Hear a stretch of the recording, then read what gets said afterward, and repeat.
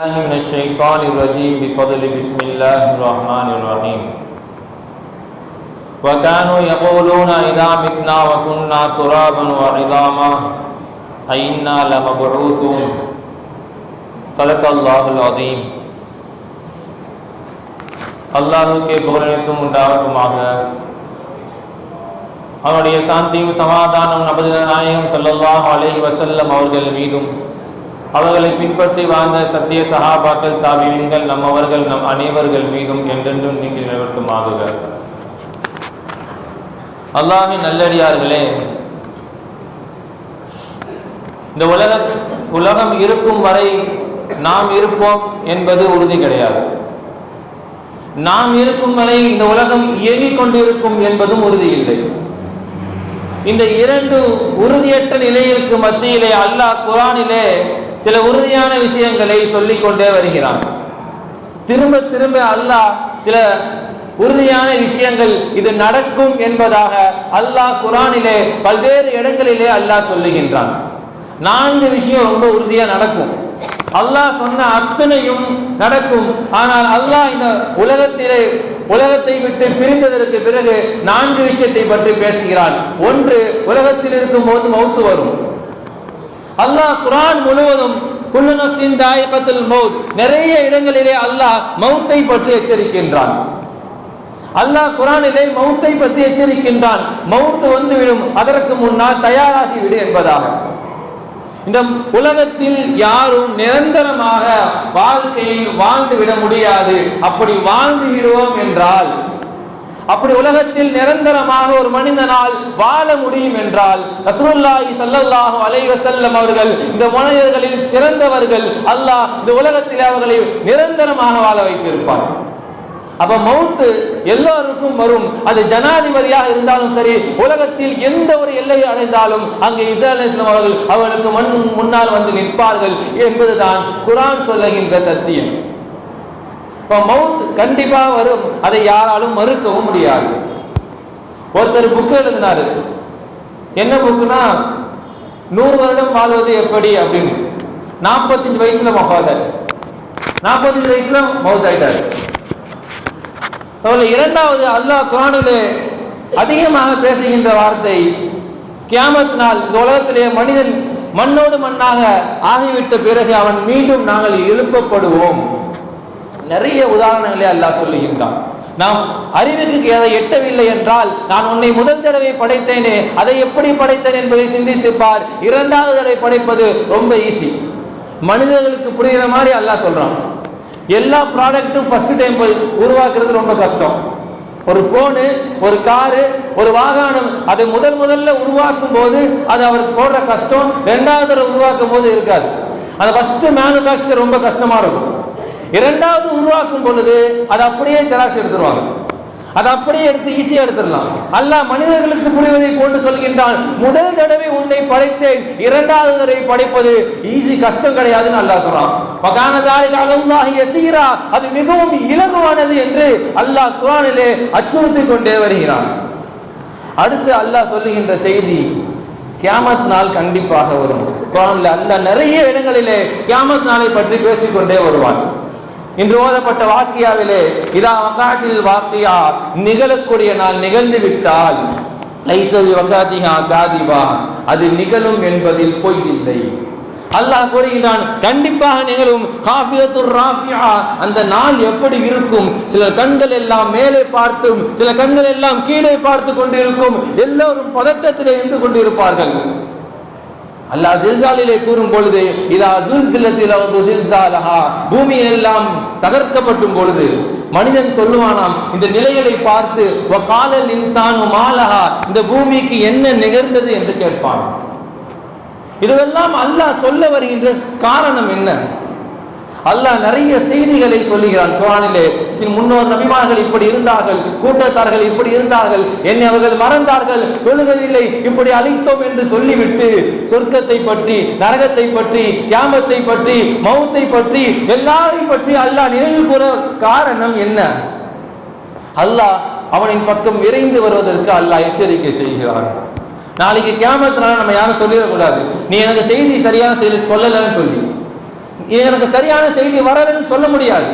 ஏன்னா அல்லாஹ் நிறைய இடங்களிலே பேசுகின்றான். மௌத் வரும், கியாமத் நாள் வரும், நாம் உங்களை எழுப்புவோம், சொர்க்கம் இருக்கிறது, நரகம் இருக்கிறது என்பதெல்லாம் அல்லாஹ் குர்ஆனிலே பேசிக்கிட்டே வருகிறான்.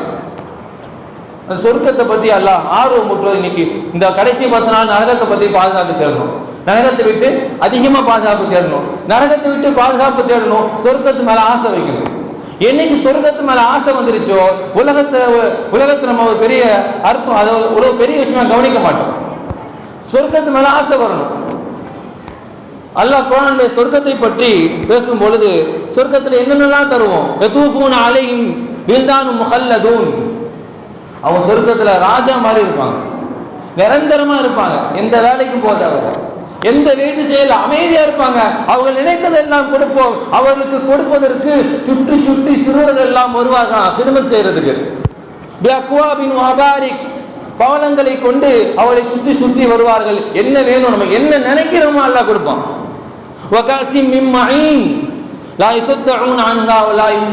கோப்பையிலே பானங்களை அருந்துவார்கள், அவர்களுக்கு போதை ஏற்படாது. அவர்கள் விரும்புகின்ற பழங்களை பார்த்தவுடன் அவர்களுக்கு கிடைக்கும், நாம் தயார்படுத்தி கொடுப்போம். கறி வேணுமா, அவர்கள் ஆசைப்பட்டால் அவர்களுக்கு நாம அங்கு தருவோம். அவளுக்கு ஒரு மீன் கண்ணழகிகளை தருவோம். முத்து பவளங்களை போன்று இருப்பார்கள்.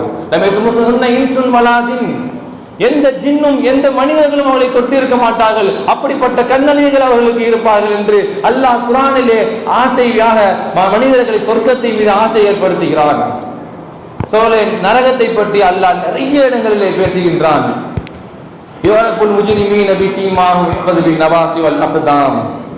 அவர்களுக்கெல்லாம் நரகவாசிகளுக்கு ஒரு முத்திரை கொடுக்கப்படும், அவளுக்கு அடையாளமிக்கப்படும். நெத்தியில் இருந்து கால் வரை அவர்களை பிடிக்கப்படும் என்பதாக அல்லாஹ் அச்சுறுத்துகிறான். நிறைய நேமத்துகளை சொல்லி அல்லாஹ் சொல்லுகின்ற வார்த்தை, என் நேமத்தை நீங்கள் எப்படி பொய்ப்பிக்கிறீர்கள், என் நேமத்தை எப்படி பொய்ப்பிக்கிறீர்கள், உலகத்தில் எத்தனை நியமத்தை நான் கொடுத்திருக்கின்றேன், அதையெல்லாம் பார்த்தும் எப்படி நீங்கள் பொய்ப்பிக்கிறீர்கள், நீங்கள் எப்படி நான் இல்லை என்று நடத்துகிறீர்கள், எப்படி நான் இதை செய்ய மாட்டேன் என்று நீங்கள் நம்புகிறீர்கள் என்பதாக அல்லாஹ் குர்ஆனிலே நிறைய வார்த்தைகளை சூரத்துர் ரஹ்மானிலே அல்லாஹ் இந்த வார்த்தையை கேட்கிறார். ஃபபிஐயி ஆலாஇ ரப்பிக்குமா துகத்திபான் என்பதாக. யதூஃபூன பைனஹா வ பைன ஹமீமின் ஆன்.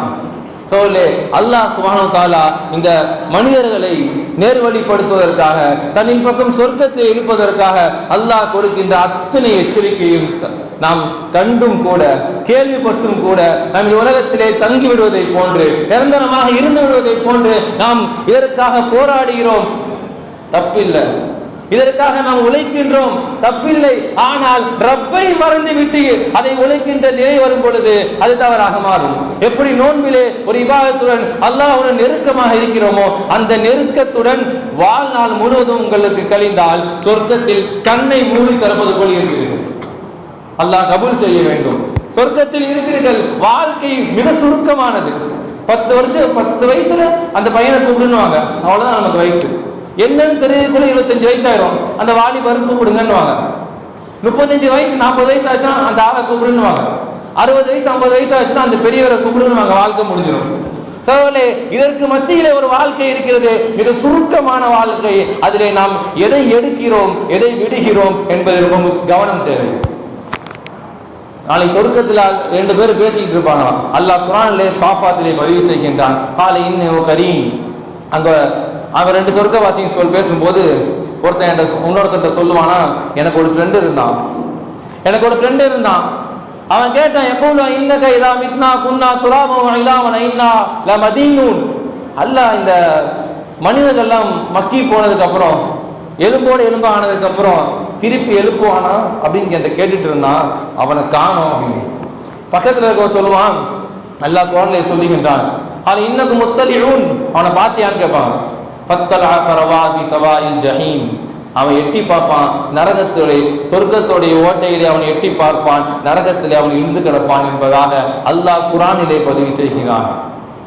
சொல்லிவிட்டு அவன் சொல்வான், வலவுலா நிஅமத்து ரப்பி, என் ரட்சகனுடைய நிஅமத்து இல்லை என்றால் நானும் அங்கே இருந்திருப்பேன். அப்புறம் அவன் சொல்லுவான், அப்பமா நஹ்னு பிமையிதீன், இந்த சொர்க்கத்துக்கு நம்ம வந்துட்டோம்ல, இதுக்கப்புறம் நம்ம வஃபாத் ஆக மாட்டோம்ல அப்படின்னு சொல்லுவான். அதற்கு அவன் சொல்லுவான், நீங்கள் வெற்றி பெற்று விட்டீர்கள், தாலிக ஃபௌதுல் அதீம். அல்லாஹ் சொல்லுகின்றான், இதுதான் சிறந்த வெற்றி, மகத்தான வெற்றி. ஃபல்யஅமலில் ஆமிலூன், இதே போன்ற அமல் செய்பவர்கள் அமல் செய்து கொள்ளுங்கள் என்று இத்தனையும் சொல்லிவிட்டு அல்லாஹ் சொல்லுகின்றான். நாம் எல்லாம் கொஞ்சம் கவனமாக இருக்க வேண்டும். சைத்தான் ரொம்ப ஈஸியா ஏமாத்திடுவோம். நாம் கொஞ்சம் நேரம் கவனம் இல்லாமல் இருந்து விட்டால் நம்மை தொழுகை போய்விடும். முதல்ல சுன்னத்து போய், நஃபீல் போய், சுன்னத்து போய், ஃபர்லு போய், ஜும்மா விட்டு ஜும்மா, அதுக்கு பிறகு ஈது விட்டு ஈது, அதற்கு பிறகு வாழ்க்கையில் தொழுகையுடைய பரக்கத்து இல்லாமல், தொழுகை இல்லாமல் வாழ்க்கை கழிந்து விட்டால் சொர்க்க நரகவாசிகள் எல்லாம் நரகவாசிகள் கேட்கப்படுவான், நாளை எதற்காக நரகத்திற்கு வந்தீர்கள்? வல்லமைக்கும் முசல்லி, நாங்கள் தொழுவுல அல்லாஹ் தூக்கி போட்டுட்டான். அல்லாஹ் சுப்ஹானஹு வ தஆலா உணர்வு கொள்ளக்கூடிய உணர்வுள்ளவர்களாக ஆக்குவானாக என்று சொல்லி முடிக்கிறேன். வாஹிர் தாவானா அல்ஹம்துலில்லாஹி ரப்பில் ஆலமீன். அஸ்ஸலாமு அலைக்கும் வரஹ்மத்துல்லாஹி வபரகாத்துஹு.